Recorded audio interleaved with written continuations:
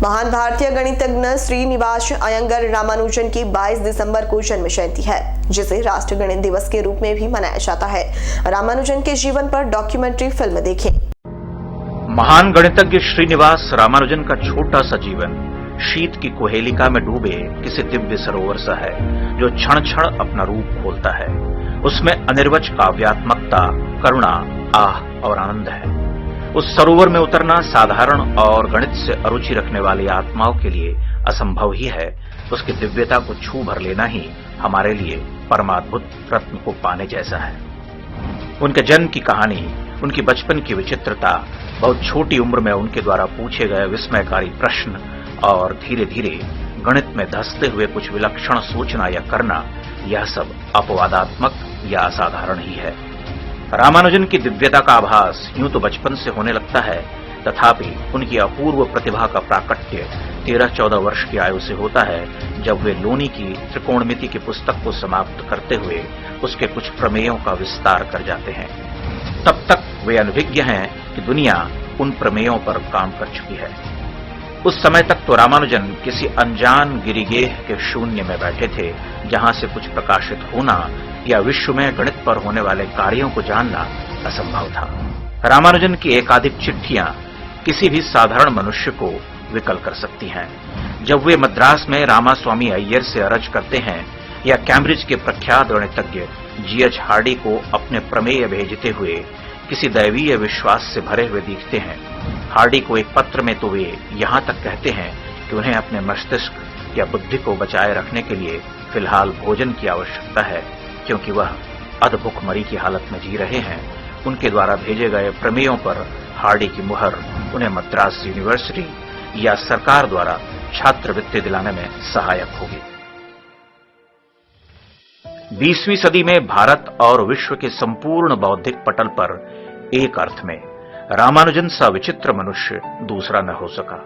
विचित्र इसलिए कि वे तर्क और अध्यात्म के तत्व का जो अंतर्दृष्टिमूलक विपर्य है, उसे एक साथ साधते हैं। एक ओर उनकी विलक्षण मति है, जो प्रतिपल कुछ नवीन और प्रातिभ तेज से सामने वाले को चकित करती है। दूसरी तरफ उनका अध्यात्म है, जो उनकी मेधा को ऊर्जस्विता प्रदान करता है, बल्कि वह मेधा उसी आध्यात्मिक आभा अंतः प्रज्ञा से मंडित है। उन्होंने अपने कई प्रमेयों पर बात करते हुए कहा था कि यह देवी नामगिरी ने स्वप्न में आकर बतला दिया। यह बात भी दीगर है कि रामानुजन कई बार अर्धरात्रि में नींद से उठकर गणित के प्रमेय लिखने लगते थे। गणित जैसे गूढ़ विषय पर आधुनिक विश्व में ऐसा कोई दूसरा धुरंधर नहीं दिखता, जो अपने प्रमेयों को कुलदेवी का प्रसाद कहता रहा हो। जर्मनी के रीमान एक और महान गणितज्ञ थे, जो आध्यात्मिक प्रभा से दीप्त थे। रामानुजन कहा करते थे कि यदि कोई गणितीय समीकरण या सूत्र किसी भगवत विचार से मुझे नहीं भर देता, तो वह मेरे लिए निरर्थक है। रामानुजन और उनकी माता का जीवन विस्मयकारी आध्यात्मिक चिंतन से अंतर्गुम्फित है। माना जाता है कि रामानुजन की माता ने एक स्वप्न देखा था कि उनका पुत्र यूरोपीय लोगों से घिरा हुआ है और देवी नामगिरी उन्हें आदेश दे रही हैं कि वह अपने पुत्र की यूरोप यात्रा में बाधा न बने।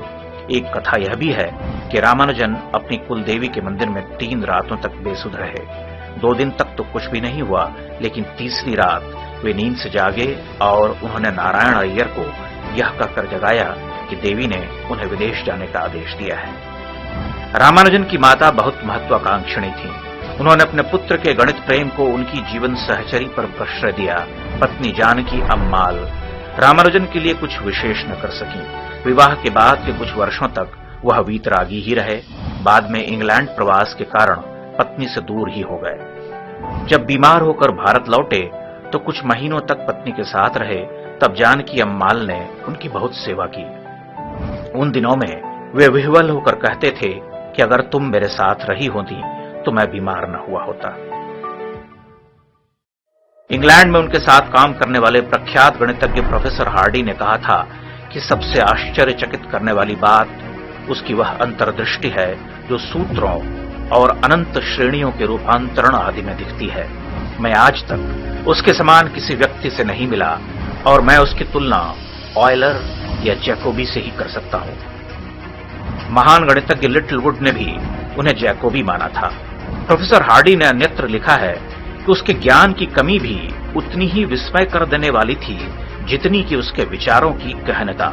वह एक ऐसा व्यक्ति था जो उस स्तर के मॉड्यूलर समीकरण पर कार्य कर सकता था या कॉम्प्लेक्स गुणा कर सकता था जिसके बारे में किसी ने सुना तक न हो। निरंतर लंगड़ी भिन्न पर उसका इतना अधिकार था जितना विश्व में कदाचित किसी भी गणितज्ञ को नहीं था। उसने स्वयं जीटा फंक्शन के समीकरण का पता लगा लिया था। उसने कभी डबल पीरियाडिक फंक्शन या कॉची थ्योरम का नाम भी नहीं सुना था, परंतु एनालिटिकल नंबर थ्योरी की विशाल राशियों से वह खेलता रहता था। प्रोफेसर हार्डी ने अन्यत्र कहा था कि उन्हें खुद को महान गणितज्ञ लिटिलवुड और रामानुजन को आंकना हो तो वे खुद को 100 में 25, लिटिलवुड को 35 और रामानुजन को 100 में 100 अंक देंगे। महान दार्शनिक बर्ट्रैंड रसेल हंसकर मजाक करते थे कि हार्डी और लिटिलवुड को लगता है कि उन्होंने 25 पाउंड के खर्च में भारत से किसी नए न्यूटन को खोज लिया है। भारत लौट आने के बाद अपनी असाध्य रुग्णता के दिनों में उन्होंने अपने जीवन का सबसे महत्वपूर्ण कार्य किया। उन्होंने हार्डी को लिखे अपने पत्र में मॉक थीटा फंक्शन का जिक्र किया है।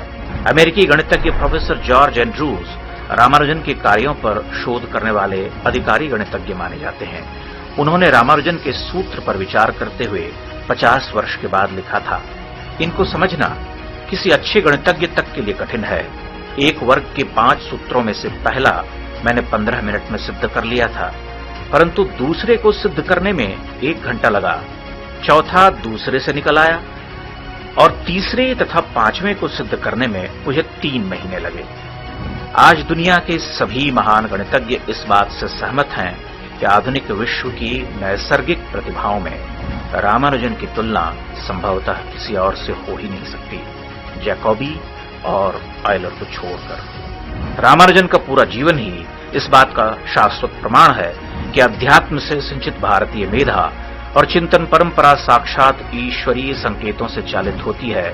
सिर्फ 32 वर्ष की आयु में उनकी मृत्यु हो गई, लेकिन जब वे विदा हुए तो पश्चिम का रंग भेदी दर्प ध्वस्त हो चुका था। रामानुजन पहले भारतीय थे जिन्होंने यह सिद्ध कर दिया था कि प्रतिभा रंग की मोहताज नहीं होती। एक साधारण कद काठी के काले मद्रासी ब्राह्मण ने बिना किसी विदेशी शिक्षा या पारंपरिक पठन पाठन के पश्चिमी गोरी चमड़ी के श्रेष्ठता बोध को तोड़ डाला था। उनकी मृत्यु के बाद रामचंद्र राव ने लिखा था कि उसका नाम भारत को यश देता है और उसका जीवन वृत्त प्रचलित विदेशी शिक्षा प्रणाली की कटु निंदा का द्योतक है। उसका नाम उस व्यक्ति के लिए ऐसा स्तंभ है जो भारतीय अतीत के बौद्धिक सामर्थ्य से अनभिज्ञ है।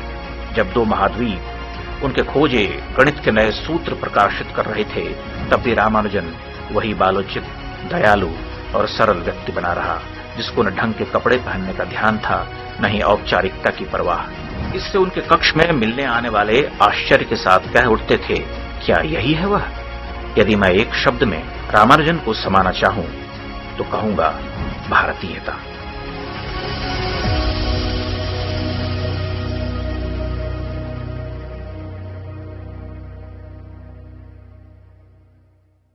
અમારી તમામ માહિતીથી અપડેટ રહેવા માટે જોડાયેલા રહો S9 ન્યૂઝ સાથે।